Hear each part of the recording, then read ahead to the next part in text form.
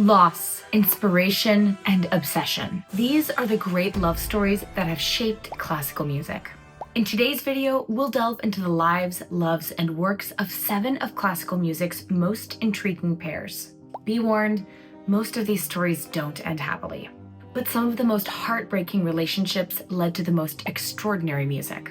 And where else could we start but with the king and queen of the Romantic era, Robert and Clara Schumann.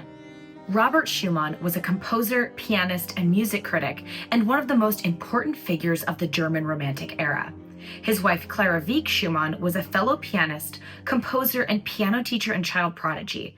She was regarded as one of the most distinguished and influential pianists of the Romantic era, with a 61-year concert career. Robert Schumann began studying piano with Clara's father, Friedrich Wieck, in 1828. And in the mid-1830s had a brief affair and engagement with another of Wieck's students, Ernestine von Fricken, frankly a hilarious name.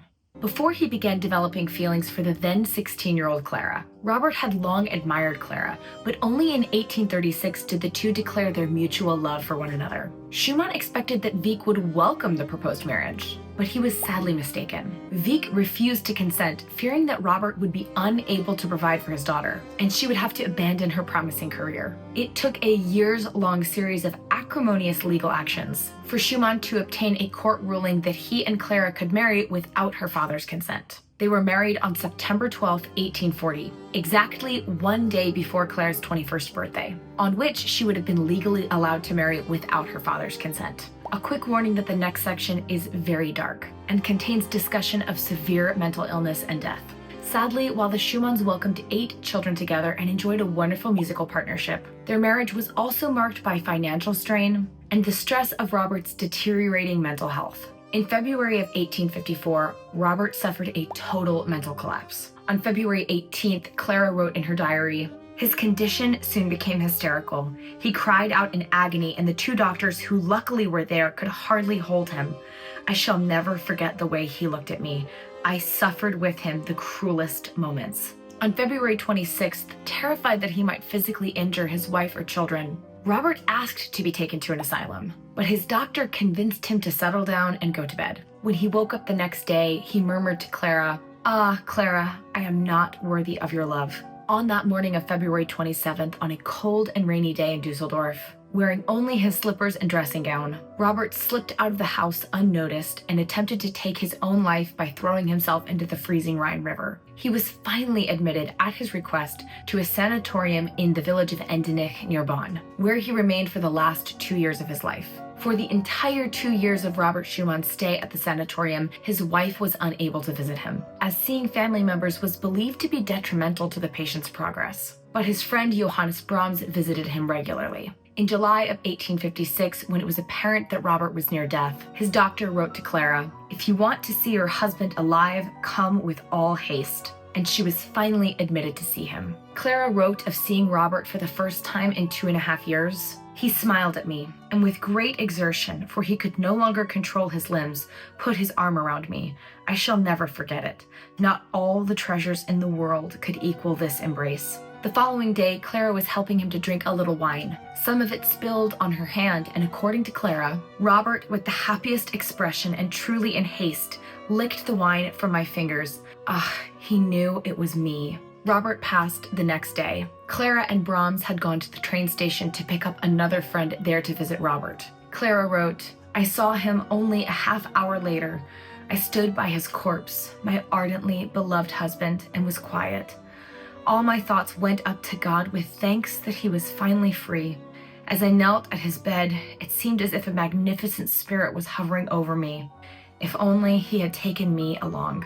Their musical partnership and collaboration resulted in some of each of their greatest works. Robert's Piano Concerto in A minor, Opus 54, was written in 1845 for Clara, and she premiered it. The work represents so clearly Robert's respect and admiration for Clara as a pianist.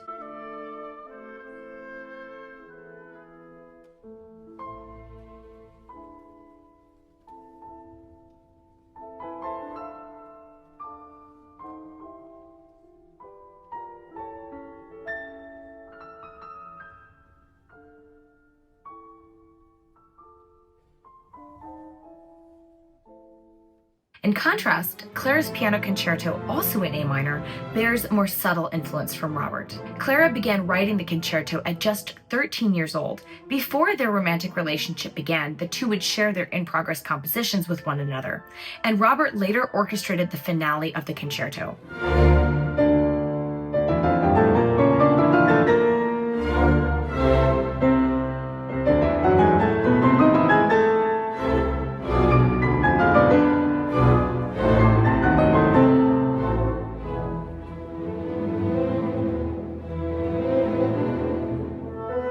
Robert's song cycle Dichterliebe, or A Poet's Love, was written in 1840, the year of their marriage, and is an idealized celebration of youthful, passionate love. Im wunderschönen Monat Mai, als alle Knospen sprangen, da ist in meinem Herzen. In contrast, Clara's piano trio in G minor was composed during the era of Robert's gradual decline and the family's financial instability, represented by the piece's emotional instability and turbulence.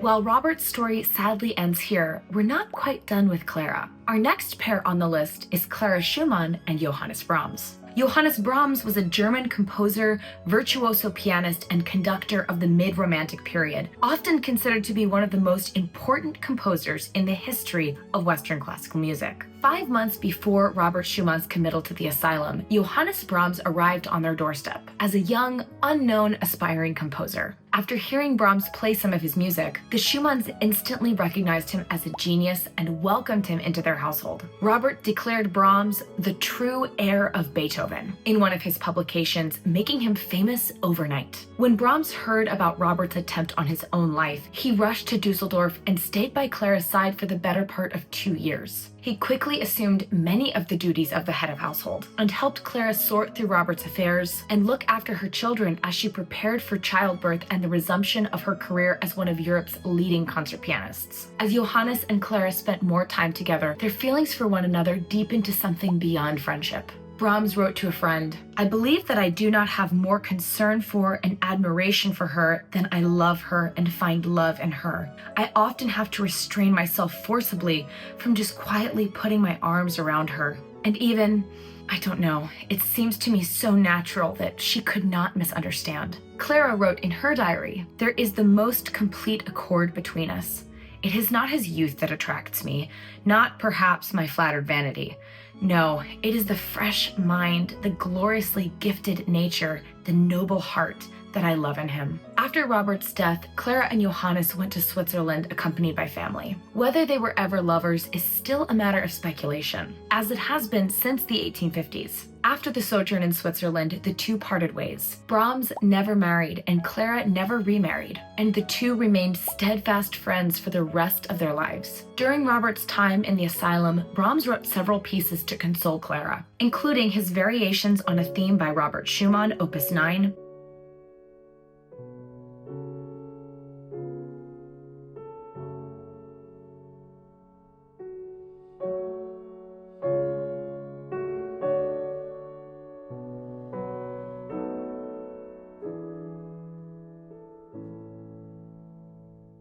and his ballades, Opus 10.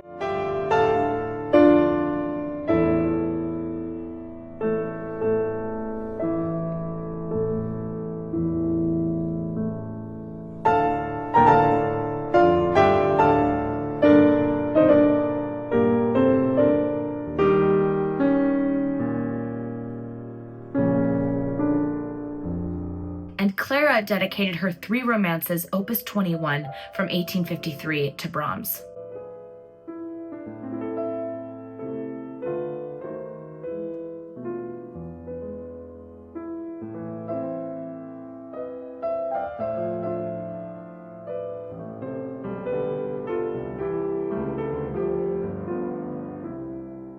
And much later in his life, Brahms dedicated his 6 pieces Opus 118 to Clara, reflecting his lifelong devotion to her.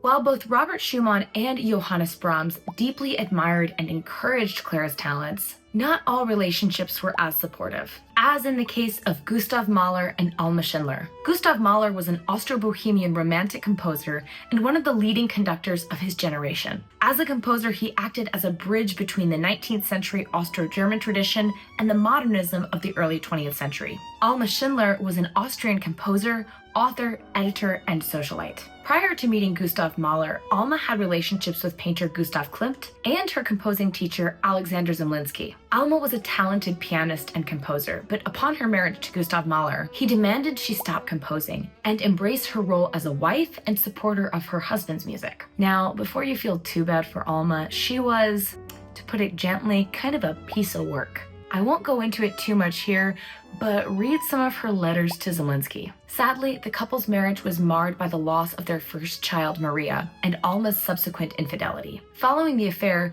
Gustav began to take serious interest in Alma's compositions, regretting his earlier dismissive attitude. He edited and helped secure publication for some of her songs in 1910 before his death in 1911. Her set of 5 songs written before her marriage offer a rare glimpse into her suppressed compositional voice.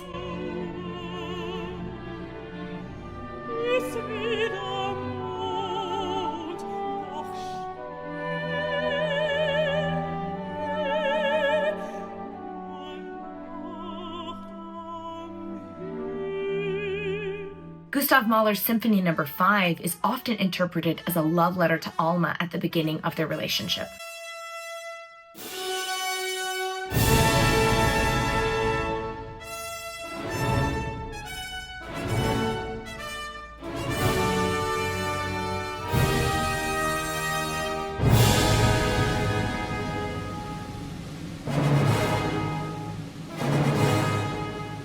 And Gustav's Kindertotenlieder was written before the loss of their own child, and Alma later felt that the work ominously predicted tragedy.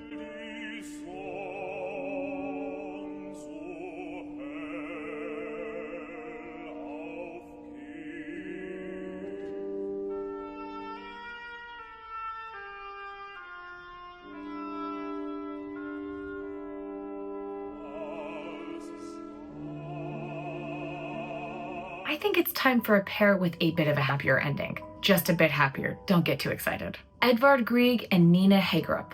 Edvard Grieg was a Norwegian composer and pianist. He is widely considered one of the leading Romantic era composers, and his music is part of the standard classical repertoire worldwide and is credited for bringing the music of Norway to national fame. Nina Hagerup was a trained lyric soprano, and also Edvard Grieg's first cousin, but, different times. The couple married in 1867 despite family objections, and Nina was considered the best performer and interpreter of Grieg songs. The two had an affectionate marriage that was sadly marred by tragedies and difficulties, including the death of their only child, Grieg's chronic illness, and long separations due to touring. After Grieg's death in 1907, Nina lived another 30 years, carefully preserving her husband's legacy. Grieg's songs Opus 33 and 48 were written specifically for Nina's voice and gave her the opportunity to shape how the world heard his music.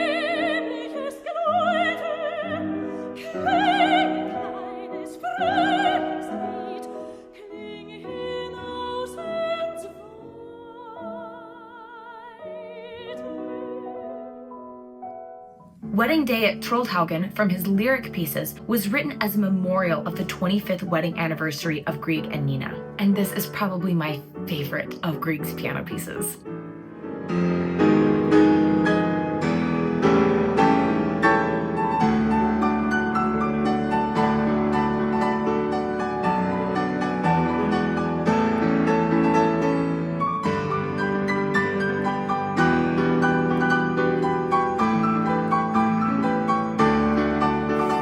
Another composer with a singer for a muse and romantic partner was Benjamin Britten and Peter Pears.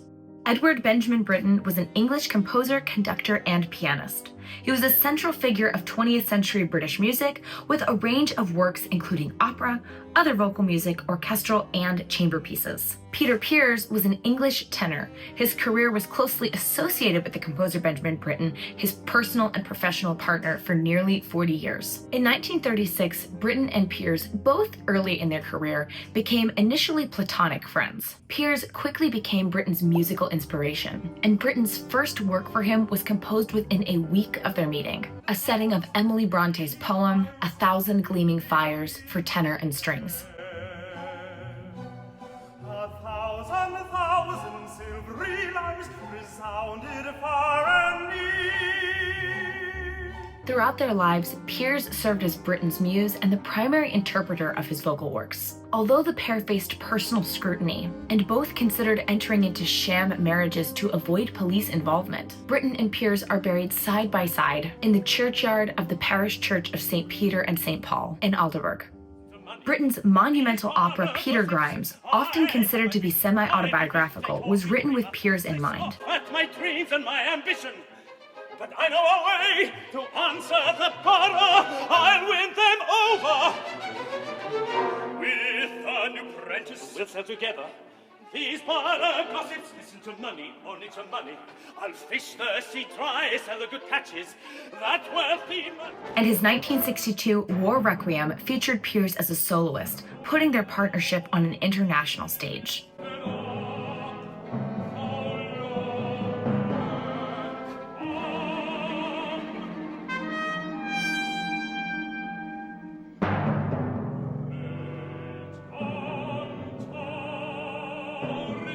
There have also been many important pairs and relationships throughout music history that weren't romantic. None more so than Nadia and Lili Boulanger.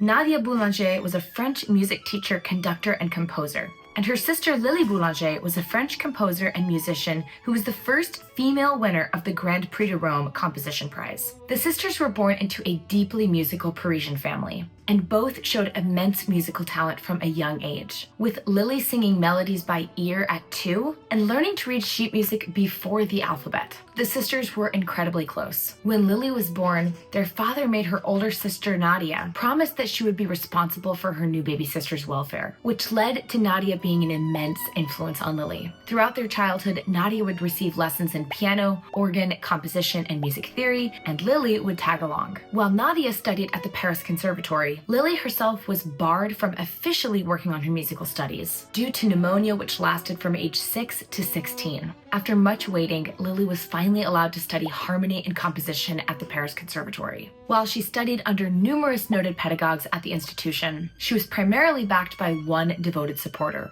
her sister Nadia. In 1913, Lili became the first woman to win the prestigious Prix de Rome Composition Prize. During her final years, she and her sister organized efforts to support French soldiers during World War I. Sadly, Lili suffered from chronic illnesses throughout her life. She died of intestinal tuberculosis at age 24 and was buried at the Montmartre Cemetery. Nadia was deeply affected by her sister's death and largely stopped composing, preferring to devote her life to teaching and preserving Lili's legacy. And she ultimately became arguably the most influential composition teacher of the 20th century. Nadia died in 1979 and was buried beside her sister. While neither wrote an enormous volume of music, both sisters' compositions are revered and well-loved. Lili's Du Fond l'Abîme was composed in 1917 as she knew her end was approaching.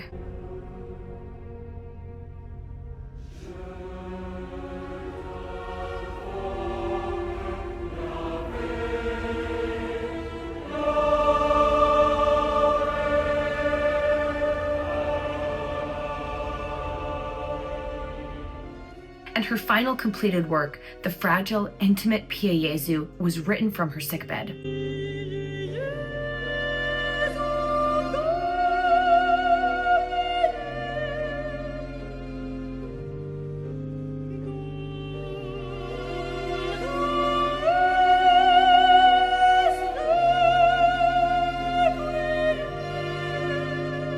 Nadia's Fantasy Variations for Piano and Orchestra was composed before her sister's death and shows her formidable compositional voice.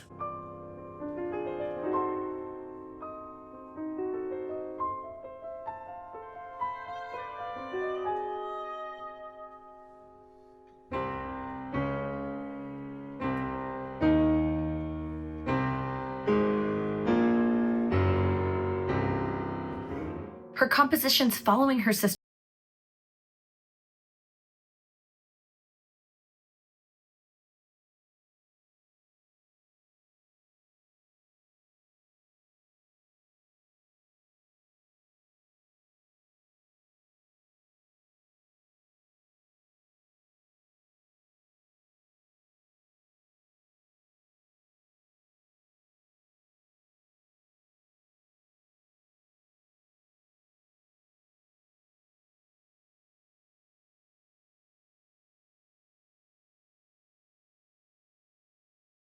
For the final pairing on today's list, a turbulent emotional affair that resulted in one of the most important operas in the history of Western classical music.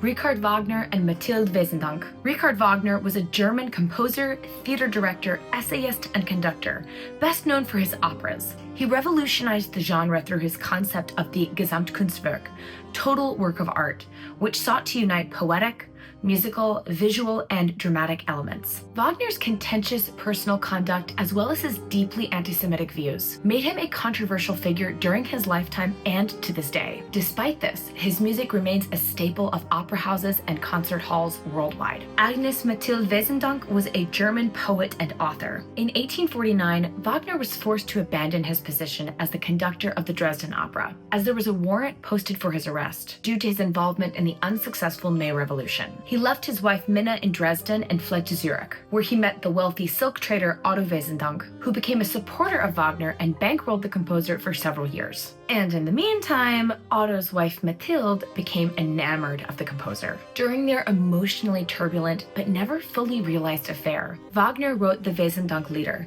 settings of Mathilde's poetry.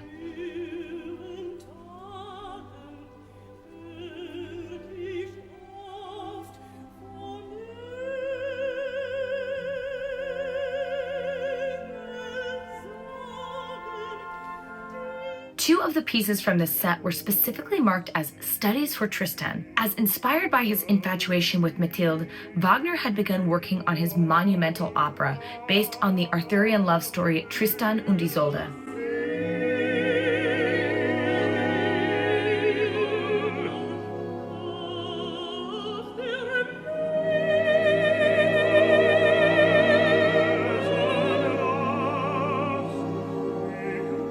I really hope that you enjoyed today's video, and if there are any other great musical partnerships that I should cover in a future video, please share them with me in the comments. And as always, thank you so much for watching and happy practicing.